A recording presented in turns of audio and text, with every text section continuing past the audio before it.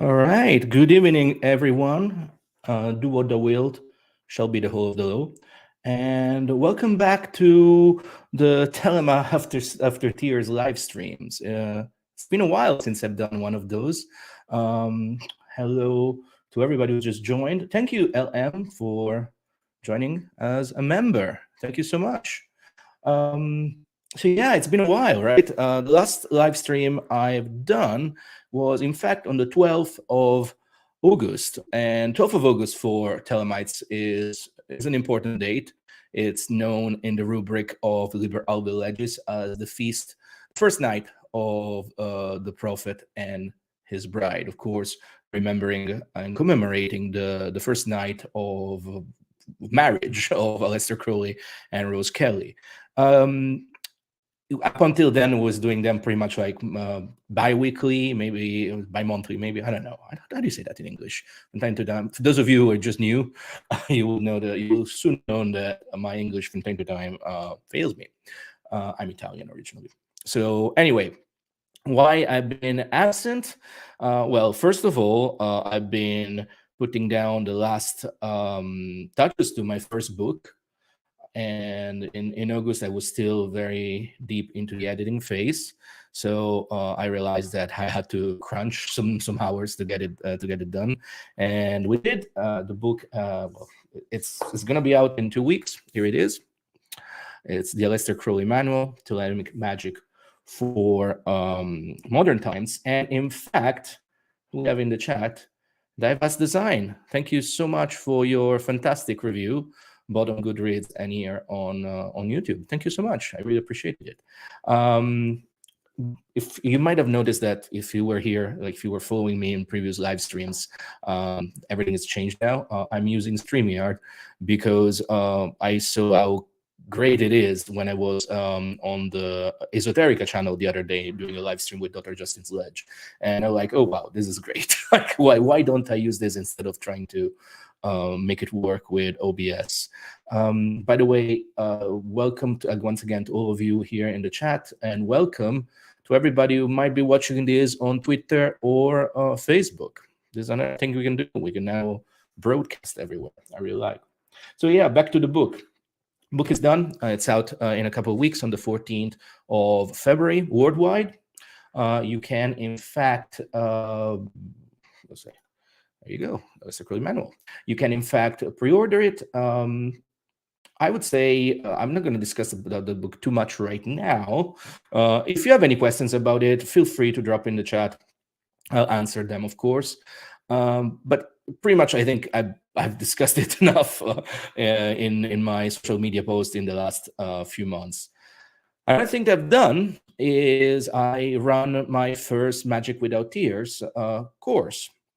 What is it? So basically, over the last few years, I organized a Patreon community. On that Patreon community, I started teaching magic. I mean, as much as I could, during the lockdown years, and through distance, right? I'm here in London, and for a while I was in Glastonbury, here in England as well.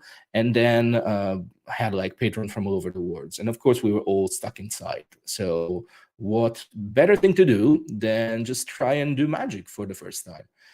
Although those lessons, the book came out of those lessons, of course, and then once the book was over, once the editing phase was done in September, I pretty much structured all the work in the book and all the work over the previous 2 years and a half on Patreon, created a course, and it was very successful. I'm very proud of what we achieved over 3 months, from 21st of September, the equinox here in the northern hemisphere, and to the 21st of December, solstice in the northern hemisphere, of course. We just really raced through all the material possible. Maybe raced a little bit too much. I tend to think from time to time, since this is stuff that I've been studied and practicing all my life, I don't realize maybe people that just come to this practice might need a little bit more to breathe. And so, oh yeah, by the way, I agree. Dr. Justin Sledge is awesome. Absolutely, Esoterica is the best. It is the best channel you can have on YouTube right now. It's the breadth of the themes, the depth of the scholarship, and the fact that Justin is just great. It's just like fantastic speaker, and he likes metal and he likes Dungeons and Dragons. I mean, it's perfect, right? So yeah, I mean, back to what the reasons why I've been away, doing the course, and then I've been working on my next course. So a lot of people have been asking me for years to go a little bit deeper. We covered a lot of introductory material, right? The book is about introductions of magic, and by the way, I should say, when I say magic, I really mean magic with the K. If you saw the esoteric live stream from 2 days ago, you will know that magic with K means something in particular. It is really fusion, a syncretism, a survey, if you want, of the Western tradition, which is ceremonial magic without a K, and the Eastern tradition. So you have yoga, you have Tantra. Crowley really wanted to bring these two things together. Of course, it is true we should really be mindful of the fact that Crowley was working with material from 100 years ago. So a lot of his visions on yoga, a lot of visions on Tantra, a lot of his visions and his perspective, understanding of those practices are not as refined as we have them today. But still, it was a very honest and sincere attempt. Despite what you might think of the man was very flawed. We know that. So anyway, moving forward, another thing I've been doing, I've been putting together what's going to be my next big thing, which is Thought Tarot Magic. Thought Tarot Magic, it's something that it's another course starting in a few weeks. Well, next week, actually, time flies. And we are going to go even deeper, this time very deep, actually, into the magical and mysticism, magic and mysticism you find in the tarot deck, the Thought Tarot deck, of course, the one that was devised by Aleister Crowley and painted by Lady Frida Harris. The Thought deck is much more than a tool for divination. In fact, I would say it shouldn't really be used for divination. What is there? It's the Thought deck really is almost like a magical computer that presents you very, very complex ideas that are found in Thelema and puts in plain sight, if you know where to look for, all the mysteries and all the secrets of Thelema. It really presents all the secrets of sex magic, for instance, which is usually a very interesting theme that pops up again and again whenever we speak about Crowley, whenever we speak about Thelema. So yeah, that's what I'm going to do. If you're interested, you can ask me more questions about that. I'll be more than happy to answer them. So, how's everybody? This was my long introduction to let more people join. It's a good number. Let me see. Okay. I am going to look at some of the questions that I already received through the NGL app. I'm going to answer that. In these streams, I really like to just see if I can answer some of your doubts and some of your questions about magic. My aim really is to try and make Thelema more palatable for the masses. I feel like there's so many misconceptions because of Crowley's bad boy persona, and because he was also a very nasty individual in places, and also because the average Thelemite you find online tends to be kind of difficult to deal with, and I'm being a bit generous tonight. So what I've noticed in the last 20 odd years that I've been involved in magic and Thelema is that a lot of people that might be interested in the subject, might be curious about the practices, the history, they tend to be put off because of the personalities that they found.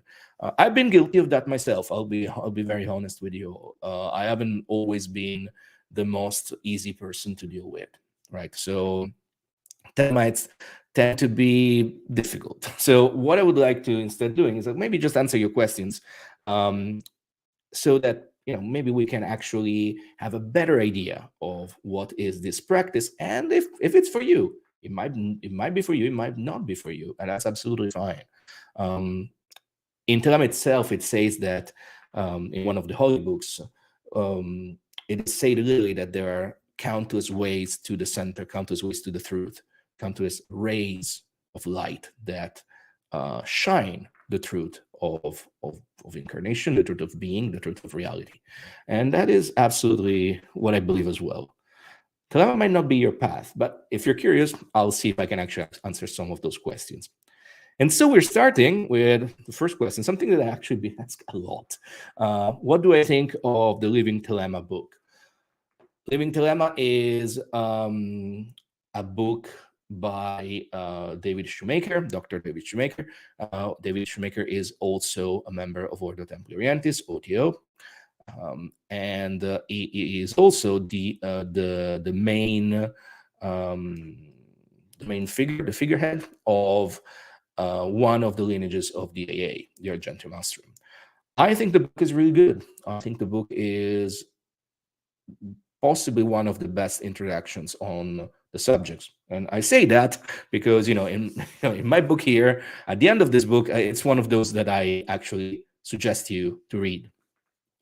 It goes a bit deep. It goes much deeper than I go into this one. You can consider my book as something that I wish people that have never heard of Magick will pick up.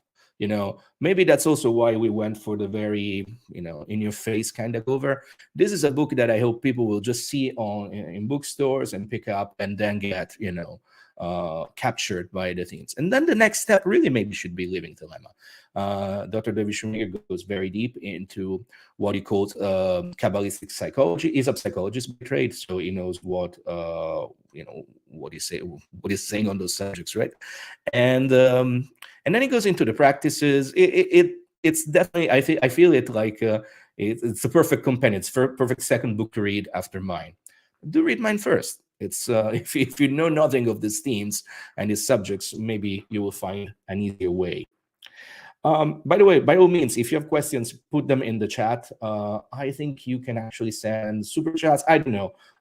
I'm really not a YouTuber. I guess it shows, but I'm trying to learn. So happy to answer all sorts of questions.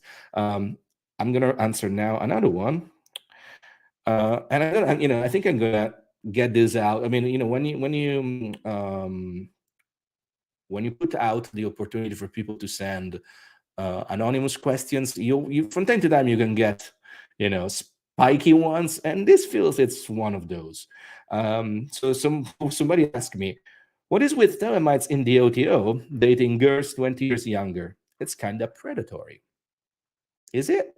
I mean, if the girl is in her 30s or even mid-20s, what's the problem there? I mean, when I hear these things, I really feel that there is a lot of almost wanting to find the evil that's maybe not there, right? Women in their 20s and their 30s, they're grown-up women. They decide for themselves, right? Is there an element of maybe predatory behavior in organized groups? I wrote about it. I mean, you can read my articles of why I left the O.T.O, and I describe terrible cases of things that happened in the O.T.O while I was a member. So I think that is really something that's tied to hierarchical structure, hierarchical groups in general. Okay. That's why I don't believe in hierarchical groups anymore. I've been a member of the O.T.O for many years, almost a decade. I am still a member of the AA. I really don't believe in organized structures anymore. We also, the idea of the organized structure is always that there's a secret that's dangled in front of you like a carrot, and then you have to engage with the social aspect of the groups in order to eventually maybe get to the secrets. Most of the secrets are easily found online. I say this many times. I will always repeat it because it's true. It's also true that the true secrets are incommunicable. That means that in order to really achieve states of gnosis, that can be hidden in plain sight through rituals that are often considered like the secrets. Well, that is also true, right? You have to go through the experience. You have to put down the hours, the years, in fact, of practice in order to unlock the gnosis for yourself. But you don't need orders to do that. You just need to sit down and do the work. So, long story short, is it predatory that men in the O.T.O date women? I mean, depends. If the woman is underage, it's terrible, and I mean that's obviously predatory. If the woman is in her mid-20s, 30s, I mean, mind your own business. To be fair, I mean they're grown-up people and they can think of themselves. To be fair. Now, next question. Of course, I'm using it from the phone. Okay, this is an interesting one. What are your thoughts on ceremonial cosplay? Is it necessary or unnecessary? Is it recommended for some? That is robes, elemental items, the altar, the wand and dagger, the bell, etc. The all those tools, all the physical tools of ceremonial magic, without the K, those are tools that come from the tradition, right? We find the same tools also in the East. I'm thinking of the Purba, I'm thinking of the Ganta, I'm thinking of those elemental those items that are found in the practice. Now, if you look at the Western tradition, so the tradition of the grimoires, which is where ceremonial magic becomes more structured, well, there is a lot of needs in there. Like you need a sword, and it needs to be sharp, it needs to be anointed and consecrated, and you need a circle, and you need all sorts of things. Aleister Crowley, in his magnum opus, Magic in Theory and Practice, Liber ABA, in the second book, which is called Ceremonial Magic, it goes into, it explains you why you will need them. It's because each one of these ritual tools have a meaning, they are symbols for something else. They're symbols for something that you need to unlock inside yourself in order to achieve that, whatever power, whatever energy they represent. So I would say that if you're interested in doing ceremonial magic, okay, you have to use them. And in fact, I would argue that possibly you will never be able to just get rid of them. In my experience, it is true that as you become, as you go deeper into your initiation, as your connection with the Holy Guardian Angel strengthens, then you can get a lot of rituality disappears, right? So I'm not speaking for grimoires. The grimoires are specific grammars, right? Of doing there's specific operation that requires specific tools, but you might get to the point where you will not need an altar to do any devotional practice because you have internalized the devotional practice. It's almost like, again, in the East, creating a mandala and then eventually, swiping the mandala away because you have internalized it. Okay.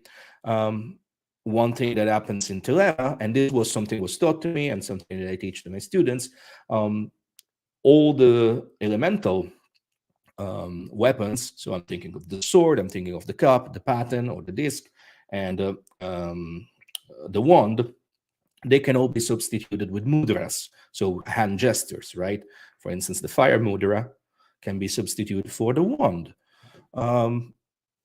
You will see that different teachers will tell you different things.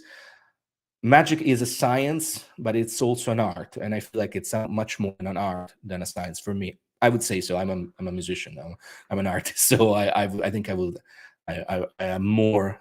I'm seeing magic as more of an art, as more like free form.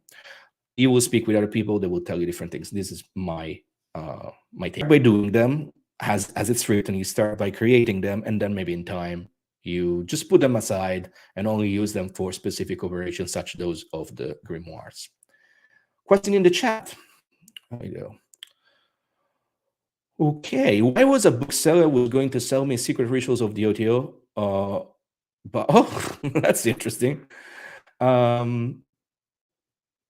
I'm not sure exactly what you mean, like threatened and mob-handed. Like, uh, did did they threaten him because he had the book? I can tell you something that I know about this. So, Secret Rituals of the O.T.O was a book that was released by Francis King in 1972 or 1973. So we're talking 50 years ago, a long time ago, way before the O.T.O was reformed, way before the O.T.O was incorporated as a non-profit in the United States in 1985. Way long before. All the rituals were already there. Most of the rituals in the book are correct. You won't find in the book the passwords, and you won't find the various secret words. There are some rituals that are later rituals are absent, like you won't find anything for 7th, 8th, or 9th degree. Those rituals do exist, and even if they've been heavily reworked by the current leadership of the O.T.O. So, okay, his diverse design is adding, saying that someone turned up and threatened to burn his shop. This is possibly because for the longest time, the current incarnation of the O.T.O, the one I called O.T.O Inc., O.T.O Incorporated, the one I was a member of, they were really trying to destroy copies of this book, because it's something I was telling you before, right? A lot of this, or all of these groups, they're selling you something. They're selling you a couple of things, actually. They're selling you community. They're selling you a group where you can find like-minded people. Often you have to pay for that by accepting nepotism, accepting abuse from leaders, accepting all the nasty things that come with close communities. And then selling you the secrets. And for the current incarnation of the O.T.O, the real secrets that they have, it's just that the fact that those rituals have not received wider publication. For the longest time, they were really litigious about it. They had a lot of lawyers. That's really not the case anymore, because the reality of contemporary O.T.O is that they lost a lot of good people, because the current leaders are so short-sighted and so obsessed with control that they let all the good people go, including most of the lawyers. So you won't get much litigiousness from O.T.O anymore. But it was the case, and I can't believe that people will, for a while, would show up and be that kind of violent. I've seen that kind of behavior in O.T.O. I also think it's disappearing, because O.T.O is disappearing. I don't think O.T.O has 10 years. I think O.T.O in this incarnation will disappear in the next few years. We'll see. Let's see. Another question in the chat. How many hours per week should one set aside or available for study and practice for the coming taught tarot course? Oh, that's a very good question. Thank you for this, Ellen. So, the way I'm structuring this course is that, differently from the Magic Without Tear course, where you pretty much had homeworks, right? At the end, every week you would be given a series of practices to do, and those practices all build up on each other. So by the end of the 3 months, you would have a lot of things to do, but that's magic. The way I'm doing this course is kind of passive, in the sense that there will be a workbook, which I'm finalizing right now with Mars Newman, Mars is the fantastic author of adventuresofamagus.com, also the author of all my beautiful images in my book. Thank you, Mars. And with him, we're creating a workbook. But apart from studying the lesson that will be published on the platform and on Magick, my magic.marcovisconti.org, and apart from the workbook itself, the main focus of the course is pretty much like a live path working.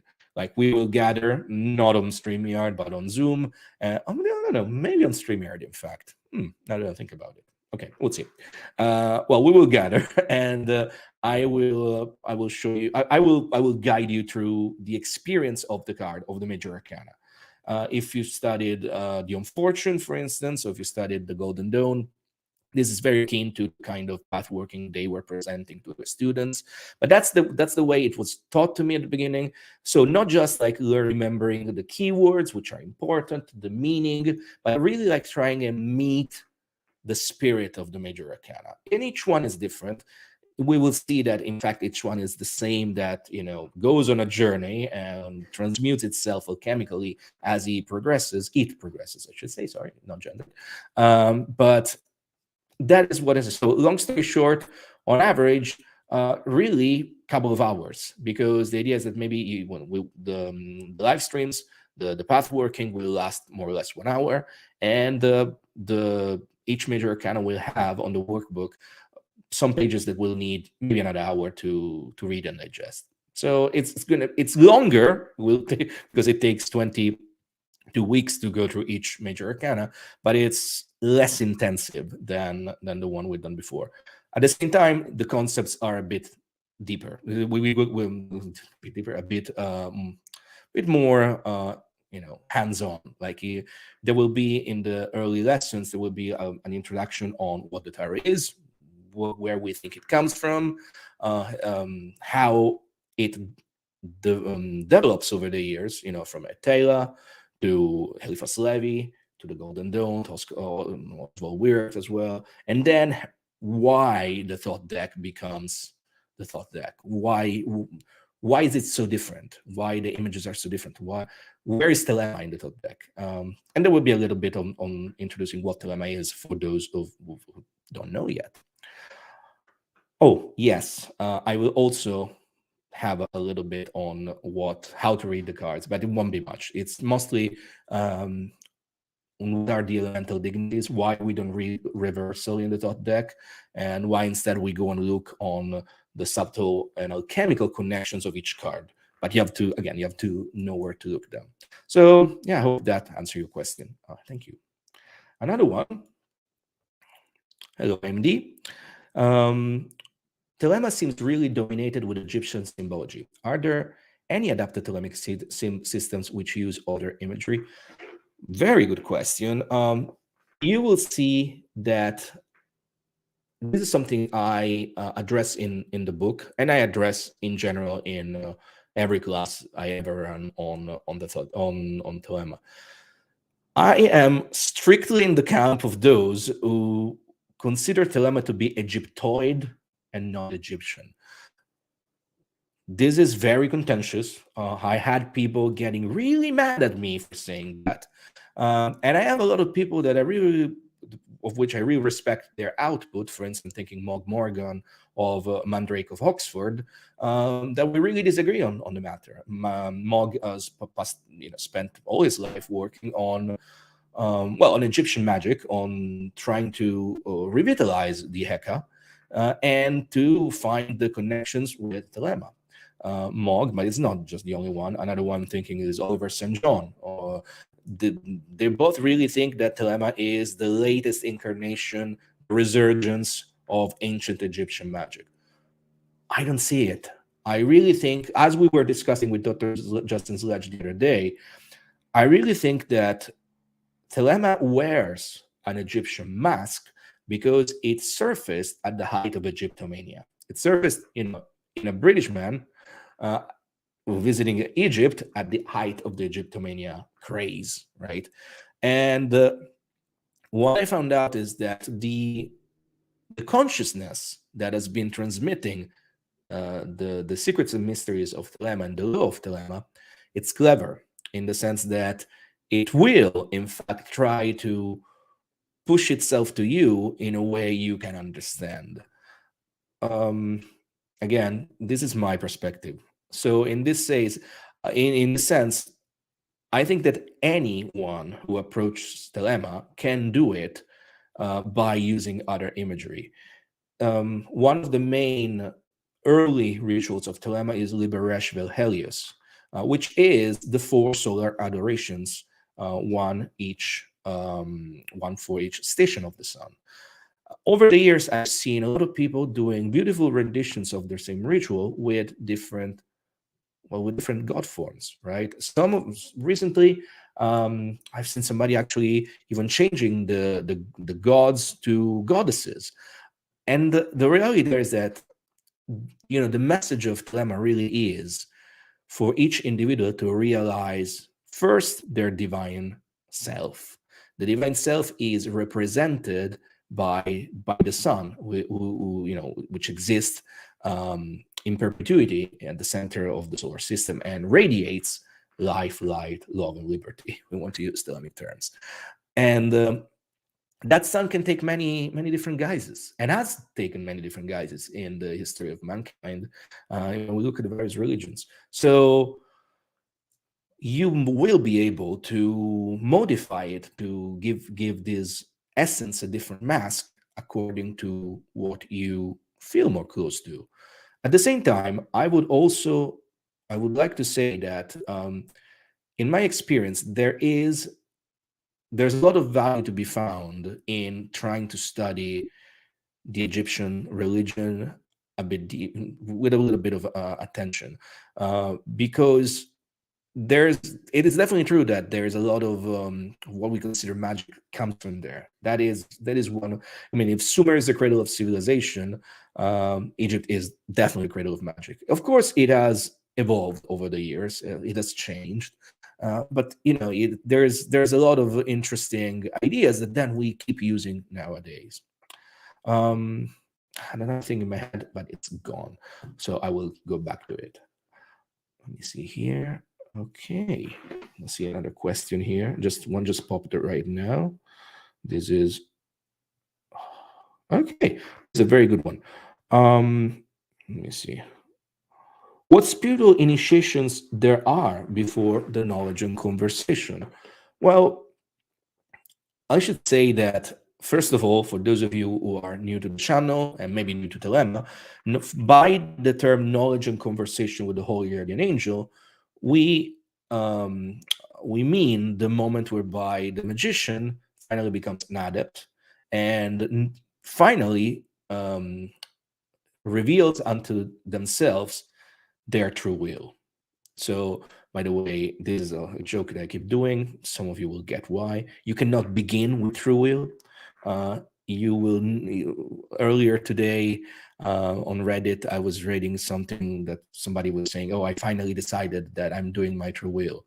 You cannot decide to do it. You have to unlock it. You have to come to it through personal gnosis. Oftentimes, I would say 99% of the times, whatever you think you want, whatever you think you aspire to, that ain't it. That's not it. Really, one of the messages of Thelema, the teachings of Thelema, the lessons of Thelema, is that in fact you should try and find a way to experience the opposite of what you usually think you like, so that by comparing the two experiences, you can see both polarities and then come to the just middle, right? Maybe by putting these polarities one after the other till they annihilate each other. Well, that knowledge and conversation with the Holy Angel, the realization of the adept, is for me the first true initiation in the Thelemic system. Everything that comes before, I wouldn't call it. What's the question asking? Like, I wouldn't call it initiate. Like, I wouldn't call it a spiritual initiation. Yes, there can be formal initiations into various groups, into various cults, and by cult I don't mean anything terrible in this sense, but everything is a preparation for the knowledge and conversation. You can have moments of gnosis. You can have glimpses of this deeper truth that we're all part of. But the true initiation, the true first initiation, the true first step into it is once you achieve the union with the Holy Guardian Angel. And as I was saying on Dr. Justin Sledge's live stream the other day, the Holy Guardian Angel is the Godhead. It is not Archangel Michael. It is not Batman. It is not Lilith. It is not Samael. It is God. Okay? This is absolutely 100% clear in Crowley's writings, and it is my experience as well, and it is the experience of many others that I know that have gone through this experience and have achieved it. Okay, so again, something that might happen as you start practicing, you might start getting the vision of the angel. You might start getting glimpses of this connection. And these visions might come to you as Lilith, Samael, Archangel Michael, Batman, all the names that I mentioned before. Those are images of an image. You have to learn to engage with the image, but eventually recognize the fallacy of the image itself and go through the light that's behind. And this is why, the light is represented by the sun, the source of all the light that we can perceive. This is something that we had a discussion on the other day on the Nonsense Bazaar Discord. By the way, if you're looking for a new podcast, very funny and very insightful, I suggest you the Nonsense Bazaar, great podcast.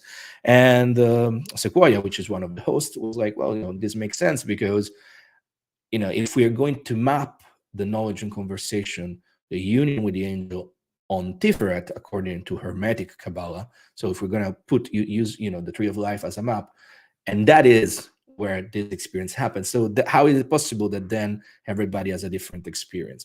All those experiences are the light of that sun translated into almost like a prism, and the prism is incarnation itself. And so each one of us will see different images, and then the task of the aspiring adept is to rectify all those images till you get to the source of the light. So are there spiritual initiations before? I wouldn't call them initiations. I would call them experiences. Absolutely. The true initiation is the union with the angel. Of what happens later, we'll discuss it another time, maybe. Okay. We've been going for a while now already. I miss this. Thank you for being here tonight on a nice Friday evening or Friday afternoon, Friday morning, wherever you are. Here in London, it's definitely evening and it's definitely cold. All right, let me see. There's a couple of other questions. Wow, there's a lot here. So somebody sent me this question. What is the significance of the Thelemic holy text, the Book of the Law?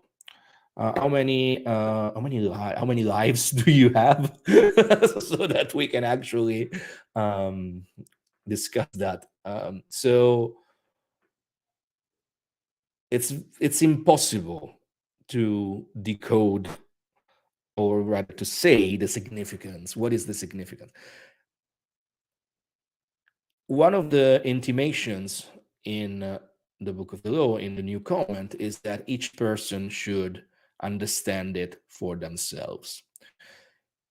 And here there is a very key element of the Thelemic experience, which really flies in the face of the hierarchical structures with people at the top that then will tell you what to think and will tell you how to behave, which sadly, became the experience of the Thelemic organizations as well. You should read the Book of the Law for yourself, and you should try to make sense of it over a lifetime. You do not expect it to make sense right away. Do not expect it to make sense in 10 years' time.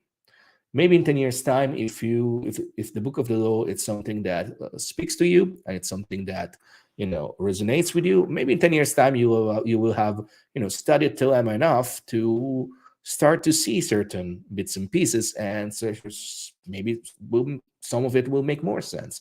There are parts that are definitely clearer than others, as every good mystical received gnosis should be. If it's simple, or rather, let me reformulate. If it's obvious, where's the mysticism? Where's the magic? Right? There should be some element of emotional steering that forces you to go on a journey, forces you to analyze what you're reading in depth. Crowley himself tried to make sense of it his entire life. He wrote several comments And at some point, I always like to say that at some point he described his comments as 500,000 of the most turgid hogwash I ever penned. I love the term turgid hogwash. So the reality there is that Crowley himself realized that you can really spend your entire life trying to make sense of the book, and each Thelemite should do it for themselves. So it's impossible for me to tell you what is the significance of it.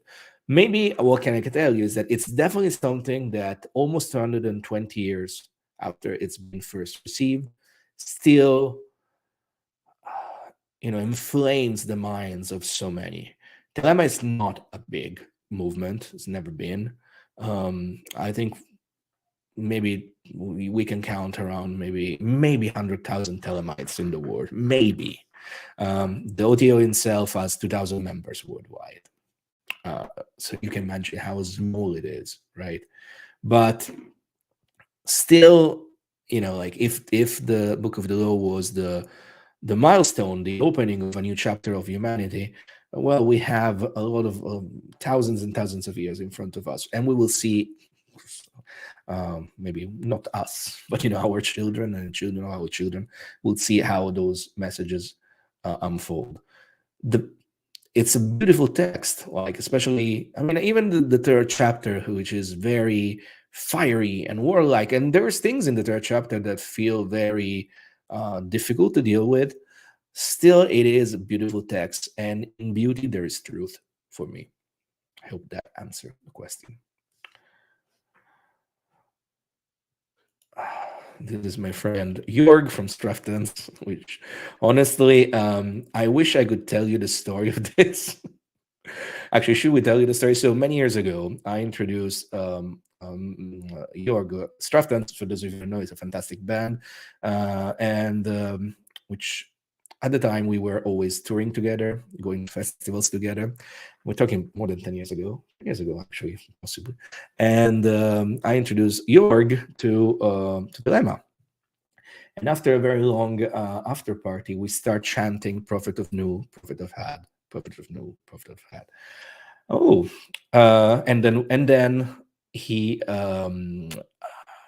brought the Book of the Law to a deep fry shop in Antwerp and asked them to deep fry the Book of the Law.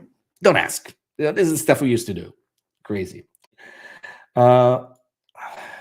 Hello, Justin. Thank you for dropping, and have a good Shabbat. Thank you so much once again for inviting me to your channel the other day. It's been fantastic, and we'll thank you for the video on the Arbatel today. If any of you haven't seen it, go watch after this live stream is over. Go watch Dr. Zledge's new video on the Arbatel, one of the best grimoires that are there. Thank you. Have a good Shabbat. Okay, we have some. Yeah, we have some more time. Let me have just a sip of water here. Okay, let me see what we have on the app.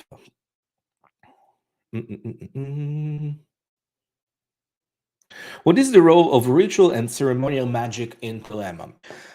As I said at the beginning, Crowley started as a ceremonial magician, right? He was someone who was incredibly fascinated with the idea of finding the invisible college of the Rosicrucians. He read a book called The Cloud Upon the Sanctuary that really told the story of the secret chiefs that rule the world. This is something that it's a theme that you find in Theosophy as well.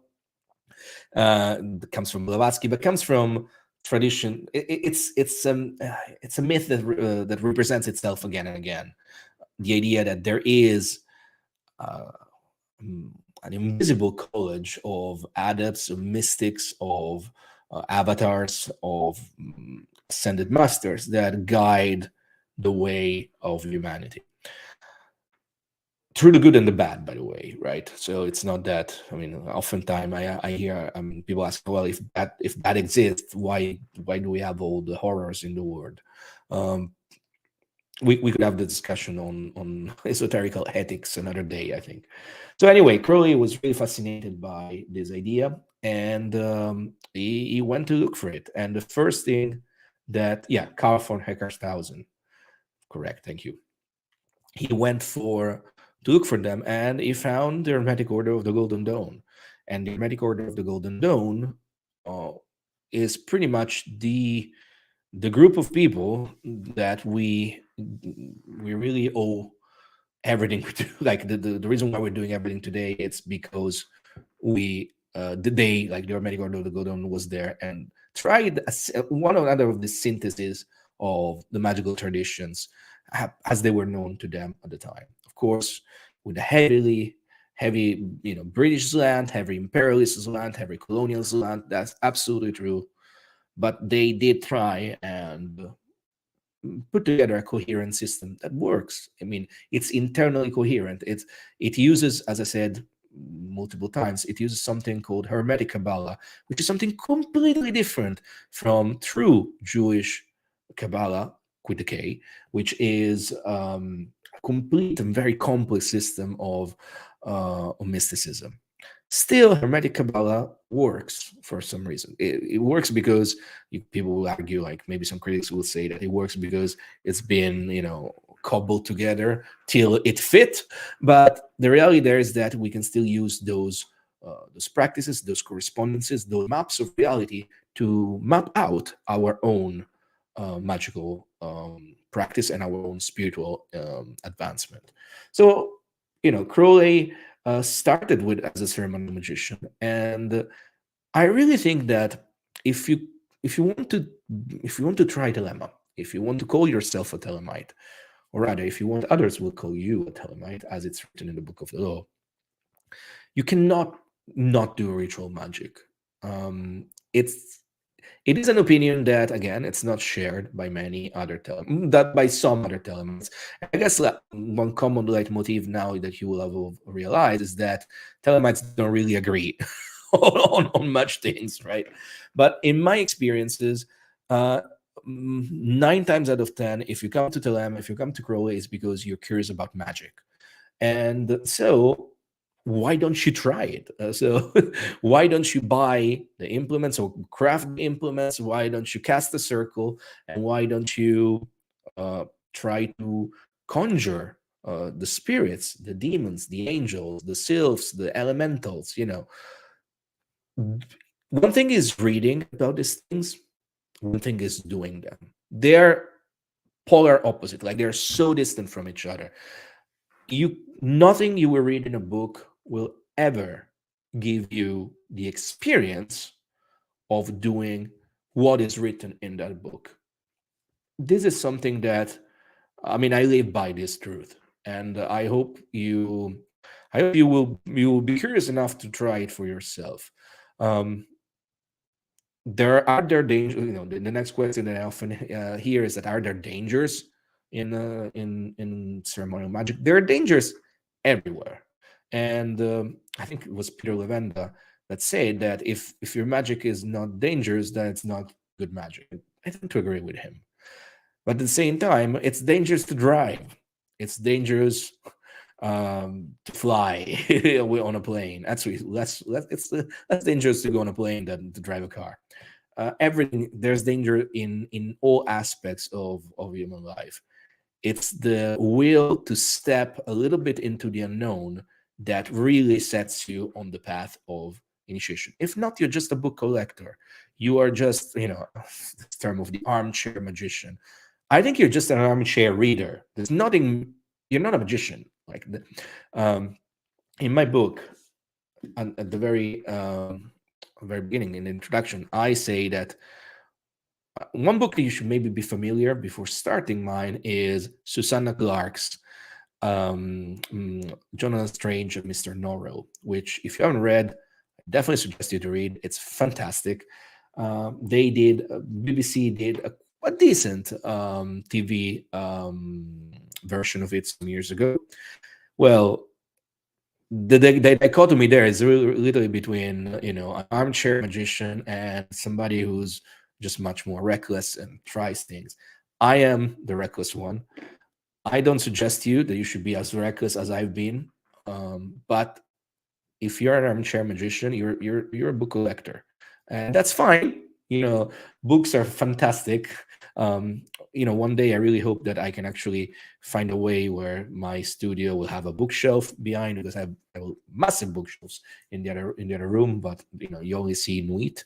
I love books. I collect books. Like if you don't know what to, like if you invited to a birthday party and you don't know what to give me a book, I'm happy. So books are great, but there's no magic there. They show you where you will find the magic, but you have to go and find it, and you have to go and do it. Okay, so yeah, that's what I'm thinking that I want to say. We're going like for 51 minutes now. I think I'm gonna do just one more. So I'm gonna say here now, like if you have any questions for me, put them in the chat right now. And while you maybe do that, because I know there's a little bit of delay, I will maybe select one final question from here, and we'll see if there are questions from the chat. By the way, I was thinking I need to. Where's that? Thank you, Logan, for 418 dollars. 418 is abracadabra. Thank you so much, Logan. I appreciate it. Okay, one more question then. Okay, strange questions here. Okay. What is the current state of Thelemic communities and organizations, not the O.T.O, and what is the future of Thelema? All right, so we will not discuss the O.T.O because I do enough O.T.O bashing as usual. What is the state, the current state of Thelemic communities? From what I've seen, groups that are not the O.T.O are doing well. The Temple of the Silver Star is doing well. The various lineages of the AA are doing well. But by doing well, I mean their 20 people are working. And that's good. That's great. But I really don't see any, and I don't see any of these communities, organizations expanding, right? Maybe that's the nature of the Thelema. In the Book of the Law, it is written that the servants of Nuit are few and secret. So maybe that is how things should be. At the same time, I really hope more people get into the Thelema. Like, I mean, that's what I said at the beginning, right? So I really hope more people can get into that, and so maybe this organization should grow. I will be saying that I'm positively surprised that despite the years of the lockdowns, now people are willing to give all these groups a chance. Again, I really don't think you need them. I really don't think you need anything hierarchical. But when I think of the Temple of the Silver Star, the Temple of Thelema by Jim Eshelman, those are all groups that are, or the people that run them are very decent people. I'm thinking of, it's like the Geraldo Campos group. It's fantastic. If you're curious about anything about the O.T.O and anything about the Gunther AA, feel free to go and check it out. They're doing well, but they're not growing. So what is the future of Thelema? I don't know, because the counterpoint of what I just said is that online Thelema is getting worse. Like the quality of the interaction in places like Reddit, in places like Facebook, they're really going down the drain. So I don't know. Is the future? I wish I have an answer, but I really don't. What I'm doing is that I just decided that, I mean, this is my life, right? This has been my life forever, and I will keep tending to my garden, right? I will keep trying to keep creating content, which is a term I hate, but hey, which might take the place of more videos, more courses, maybe more books. I'm not a particularly great writer, but I don't know. Maybe I can put together a group of path working on the Thought Tarot, since this is what I'm doing right now as a course. There's the work that I started pre-pandemic with the Classe Gnostica Universalis. And something like a Thelemic Gnostic church works if you can find a permanent temple space, and we had it before the pandemic, and then pandemic hit, the lockdown hits, we lost the place, and now we're back to try and find it. Without a temple, it's very difficult to do anything. And another thing that Thelema really lacks is wealthy patrons. We just don't have it. The O.T.O in the 80s had them for a while, and then they were gone. I haven't seen any wealthy patron. Maybe I'm bad. Maybe they go to other people, but I don't see any other group having lavish temples or even temples. So it's very hard for that. 2024 will be the 120th year of the reception of the Book of the Law, and 120. It's a very important number. It's the number we find in the Rosicrucian Manifesto that says that the pastos, the tomb of Christian Rosenkreuz, will open again after 120 years, and 120 is also it's a number you find a lot in magical words. Like if you look at them from a gematria perspective, the letter On, which is one of the big mysteries of Thelema, and of course On is the name of Heliopolis, the city of the sun. Well, On enumerates to 120. So I don't know, maybe next year will be an important year for Thelema. We'll see. Let's say I have some plans, but we have to go through all 2023 first before seeing if any of those plans will come to fruition. I hope that answered the question. Okay, well, one question from Divas Design. Do you think the Hellfire Club, aka Francis Dashwood, Order of the Friars of St. Francis, and Thelema have anything in common? Good question. I think, actually, I write in the book, because you reviewed it. In the book, I speak of earlier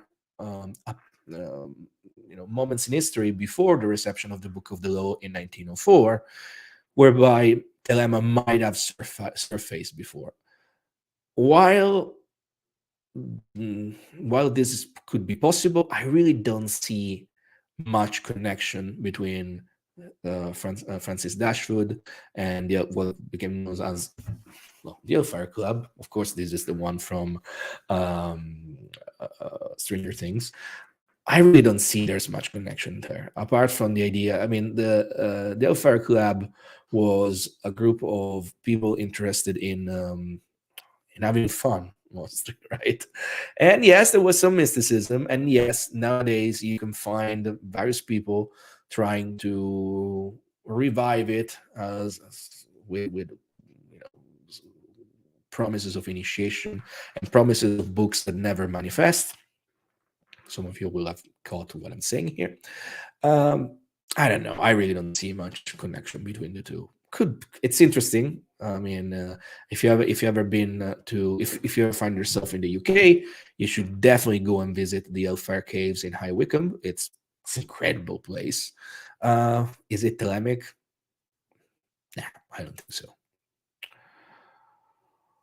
Yes, it is definitely true, as it's saying here, that facile que tu voudrais, do what thou wilt, was the motto. I think there. So when we're looking at the idea of ionic transmission, like so this law that comes into being every every number of years, it is possible that since these eons exist outside the circle of space and time, it's definitely possible that things gets disseminated along what we perceive as the space-time continuum. At the same time, I really don't see much true Thelema in the Hellfire Club. Yeah, that's my perspective on it. All right, I think we just hit 1 hour. I don't want to bother you more than I already did. Well, thank you all for being part of the live stream. It's been nice to be back. I did miss this, in fact. Once again, thank you all of you who joined. Thank you all of you who support the channel. We have members now. Thank you. That's fantastic. It really helps in like all of us that try to do this kind of like content creation in the esoteric sphere, it's such a small world, right? And the support means a lot. It really means that, and we're doing something that hit the mark. And thank you so much. If you want to enroll on the Tarot Magic course, we're starting next week. I should say that's the time when we start, but the signups will be open, because as I said, it's something that can, it doesn't require, it's not like the previous course that's really regimented. This one, if you will take, as I said, around 2 hours a week of self-study and 1 hour self-study, 1 hour with me. So maybe if you want to join a week later, that's absolutely fine. The signups will be open for all the months. It's not like the previous one. And with that, I think, well, that's it. Thank you so much for being here, and I will see you all soon. Do what the will shall be the whole of the law. Love is the law. Love on the will.